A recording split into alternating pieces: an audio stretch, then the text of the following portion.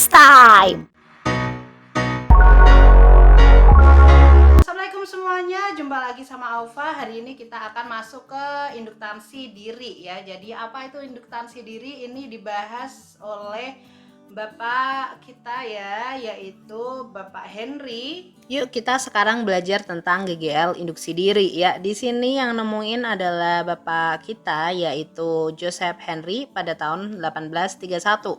Kalau kalian lihat di sini tahunnya sama dengan Faraday nemuin hukum Faraday kayak gitu ya. Jadi mereka sebenarnya itu lagi neliti sama-sama ya. Jadi si Henry juga lagi neliti tentang elektromagnet, kemudian si Faraday juga lagi neliti elektromagnet, cuma mereka beda negara kayak gitu ya.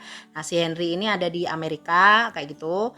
Nah kemudian karena yang beda distance gitu ya, jadi beda jarak juga, maka ditentuinlah dengan kecepatan mereka membuat jurnal ya. Jadi mereka menulis itu paling cepat siapa. Nah itulah yang diakuin oleh dunia. Kebetulan tentang perubahan arus itu yang menemukan adalah bukan Bapak Henry dulu sih yang nemuin. Yang ngebikin jurnal itu Bapak Henry duluan. Makanya di sini untuk GGL induksi diri itu satuannya make Henry bukan Faraday, karena Henry duluan yang sudah mengemukakan ke dunia. That's why hak cipta itu paling penting ya. Jadi kalau kalian misalkan mau nulis, nah orang di luar negeri atau misalkan di sebelah kampung kalian juga udah pengen nulis, siapa dulu nih yang nerbitin? Itulah yang punya hak cipta. So mulai sekarang kalian segera berkarya kayak gitu ya, biar nggak cepet-cepetan kayak gitulah ya. Oke. Nah di sini kata Bapak Henry gitu ya. Jadi pada suatu kumparan ya, kita udah belajar juga sih dalam Faraday. Kalau misalkan kita kasih arus listrik, maka dia akan menghasilkan magnet seperti itu ya. Nah di sini kalau misalkan pada kumparan itu, nah ada GGL gitu ya, maka di sini akan ada GGL induksi kan, dimana GGL induksi epsilon yang dihasilkan dalam kumparan selalu menentang perubahan flux utama penyebabnya. Actually ini hampir sama kayak yang dikatakan Bapak Faraday dan Lenz ya, yang disebut dengan GGL induksi diri. Jadi sebenarnya tadi yang menentang itu dia punya GGL induksi diri. Besarnya GGL induksinya adalah min L dI per dt gitu ya. Nah kemudian dI ini adalah perubahan arus yang ada di situ. Oke, dengan L adalah induktansi diri yang satuannya si Henry tadi. Nah kalau induktansi diri pada kumparan ini bisa kita satuin dari Bapak Henry, yaitu min L dI per dt, dan Bapak Faraday yang dia juga nemuin tentang GGL induksi, min N d flux per dt. Nah, alhasil di sini bisa kita gabungin kalau min L dI per dt akan sama dengan min N d flux per dt. dt-nya sama ya, sehingga kita bisa coret. Nah, kalau udah dicoret, ini masih ada d. D itu artinya turunan. Nah, untuk menghilangkan turunan itu ya kita balik dengan integral ya. Sehingga kita integralin. Kalau I ya dari 0 sampai I, kalau flux ya dari 0 sampai fluxnya ya, atau pi bacanya ya. So kita dapat L kali I, karena di sini nggak ada konstanta atau apapun, artinya satu diintegralin ya udah I ya kayak gitu. Kemudian di sini juga pi. Sehingga kita dapat L itu sama dengan N pi per I gitu ya.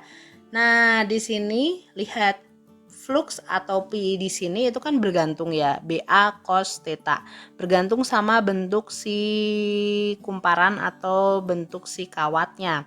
Di sini aku akan ngasih dua contoh. Yang pertama adalah pada ujung-ujung solenoida. Kita tahu kalau di solenoida kita udah belajar medan magnet pada solenoida itu besarnya seberapa? Yap, kita tulis dulu ya, N BA per I. Kenapa cosnya nggak ada? Kita anggap di sini dia 0 derajat. Jadi memang dalam keadaan ideal. Kalau misalkan tidak ideal, artinya ada sudutnya, ya kalian wajib menuliskan tetanya kayak gitu ya.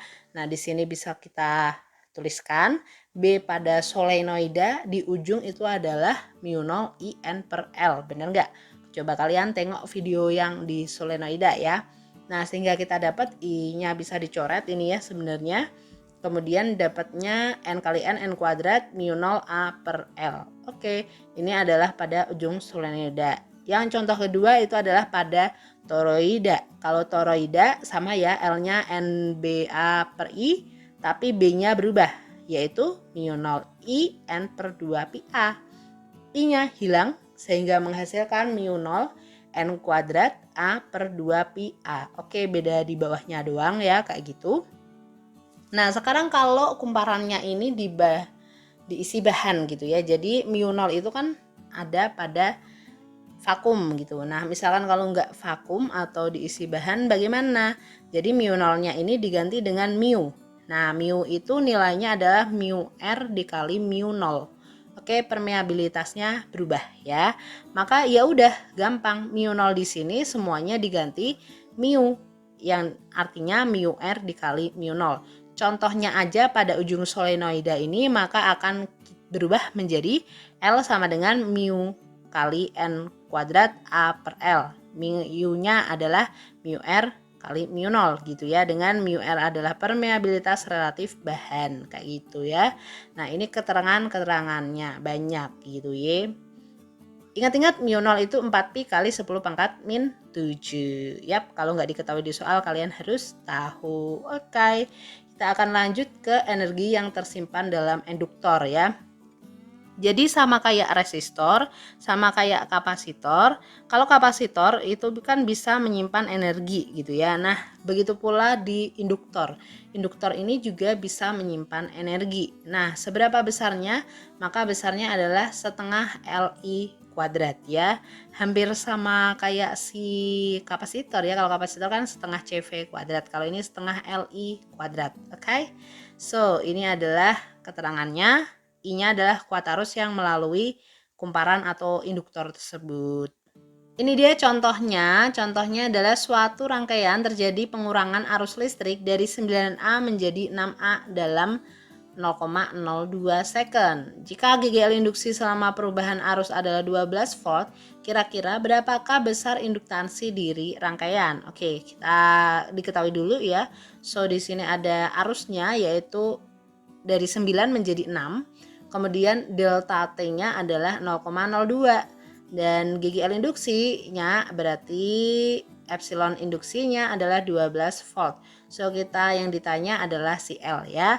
Maka kita ketahui GGL induksi itu sama dengan min L dI per dt. Oh ya, dari tadi aku belum ngomongin minus itu dari mana sih? Minus itu juga sama ya. Tadi ada melawan perubahan flux magnetnya. Jadi min itu kebalikan dari tadi ya, sama kayak lens ya, jadi arahnya kayak gitu. Oke, kita masukin aja ya. Jadi DI-nya bisa kita edit menjadi delta I per delta T.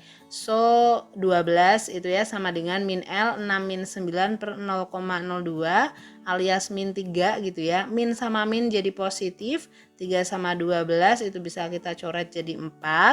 Jadi L-nya adalah 0,08 Henry. Seperti itu. Yap, itu tadi adalah tentang induktansi diri. So, habis ini masih ada lagi nggak sih? Yap, habis ini ada tentang penerapan induksi elektromagnet di sekitar kita ya. Jadi ada apa aja nanti kita cek ya. Jadi yang pertama adalah sebenarnya generator, kemarin kita udah bahas, lalu ada apa lagi gitu ya. Nah, pokoknya kalian stay tune terus di channel Aufa. Sampai jumpa, sampai ketemu di video selanjutnya. Assalamualaikum.